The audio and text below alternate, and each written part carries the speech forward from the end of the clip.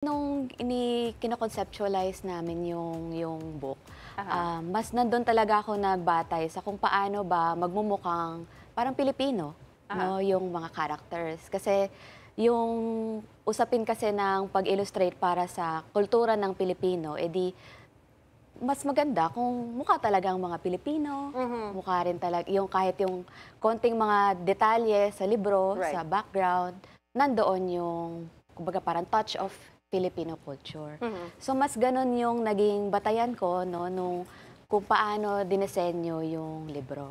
Can you show us some of the touch of Filipino culture that you did here in the book? Like, for example, with the goblins? Actually yung part Let's show it on cam. Yes. Are these the Ayan. goblins? Yes, sila yung Okay, apat. so Show here, it on I wanted to camera. There see you go. which one. Yeah. So yung very particular na parang common na ginagawa ko sa lahat ng mga libro na ginagawa ko, edi syempre yung skin tone, no? Okay, yes, Kasi of course. hindi para makarelate yung mga batang Pilipino na hindi naman laging maputi, hindi laging ano. So kahit nga iba't ibang shades din siya ng pagiging kayumanggi o ng pagiging moreno, morena. At isa pa doon, edi yung ako kasi personally pag nag-illustrate ako dahil ako ay kulot, Okay. karaniwan yung mga characters na dinedesenyo ko, kulot din. Kulot din yung hair. Okay.